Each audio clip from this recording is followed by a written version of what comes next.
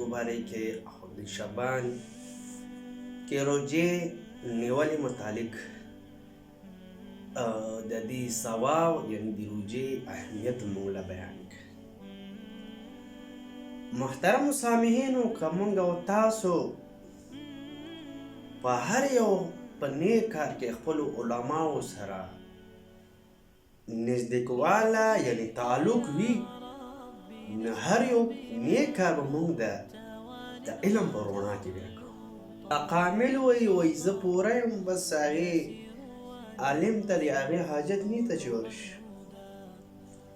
خو سامعینو، که موږ او تاسو مای شعبان باندې د شعبان په میاشت باندې نظر واچو چې آیا د حدیثو کې د دې میاشتې څه فضیلت دي، آیا په دې میاشتې کې عبادت کول څه فضیلت دي، آیا په دې میاشتې کې موږ او تاسو روژه نیسو، د دې څه اهمیت دي. محترمو سامعینو، که موږ او تاسو سوچ وکړو، حضرت علیه السلام به عموما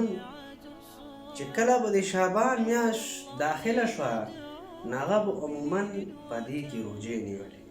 حضرت مبارک داسې و چې هغه به همیشه په دې شعبان کې روژې نیولې. یو خو دا و چې هغې دا ویل چې لکه د روژې په رمضان دپاره یو انسان تیار شي.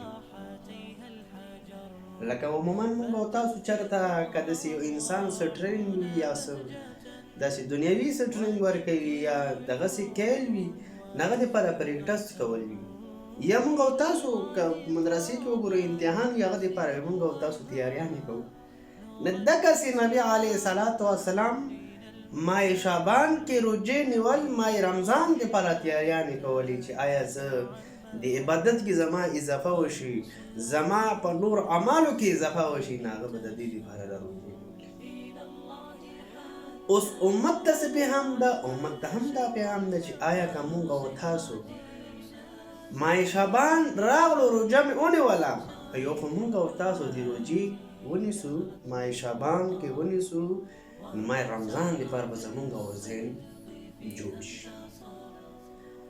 بل ځای کې فرمایي چې نبي علیه الصلاة وسلام په 15 شعبان باندې چې د روغه شپه په عبادت انې الله رب العزت ته ودرېدو، مناجات به وکړلو، نوافل ذکر اذکار به وکړلو، او عموما به بې سار روژه نیوله. نو معلومه دا شوه چې نبي علیه الصلاة وسلام د روژه نیولې وه او زمونږ او تاسو دپاره هم سنت عمل ده چې موږ او تاسو هم وکړو. خو بیا اکثر میسیجونه ما سره پرتي، هغې وایي که مونږ بیا او د رمضان شپې پورې روژې ونیسو نو بیا څنګه ده؟ بیا هم موږ د تاسو لپاره د نبي علیه الصلاة وسلام ښودلي دي چې تاسو به هر کله په شعبان کې روژې نیسئ، خو رمضان ته چې یو هفته یو 5-6 ورځې پاتې شي هغه روژې، یو 2 ورځې 3 ورځې هغې رمضان نه مخکې روژې بیا نه نیسئ. د هغې غټه خبره څه ده؟ د هغې غټه خبره دا ده که چېرته تاسو سبا رمضان میاشت داخلېږي، نن تاسو روژه ونیوله، نو دا خو په رمضان میاشتې سره اول روژه نه شوه، ستا اول روژه خو پرون نیولې وه، تا یو روژه مخکې نیولې وه، بیا دې ورپسې رمضان روژه له څه دویمه شوه. لکه عموما 30 روژې په رمضان کې دي، نو تا 31 ونیولې، تا د خپل طرف نه په دې کې اضافه وشه، نو بیا هم عبادت کې چې څومره الله رب العزت او نبي علیه الصلاة وسلام چې موږ ته ښودله ده، په هغه طریقې په هغه شان سره یې کوو، نو موږ او تاسو ته به د الله طرف نه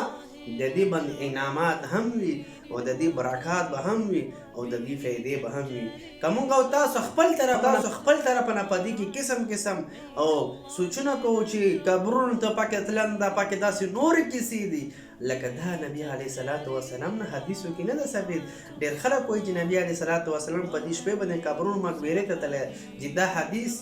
ضعیف حدیث. د هغې ذکر اذکار شته، روژه یې نیولې ده. لکه بعض خلک په دې کې ډېر عجیب خرافات کوي او ډېر پکې داسې عجیبه خرافات کوي چې هغه په اسلام کې نشته او بېرته په هغې باندې هغې له ګناه میلاویږي. نو موږ او تاسو چې په دې شعبان میاشته کې چې هر نیک اعمال کوو صدقه خیرات کوو داسې روژه نیسو نو موږ او تاسو خپل علماو سره خپلو امامانو سره هغې سره رابطه هغې سره کښېنو هغې نه دغه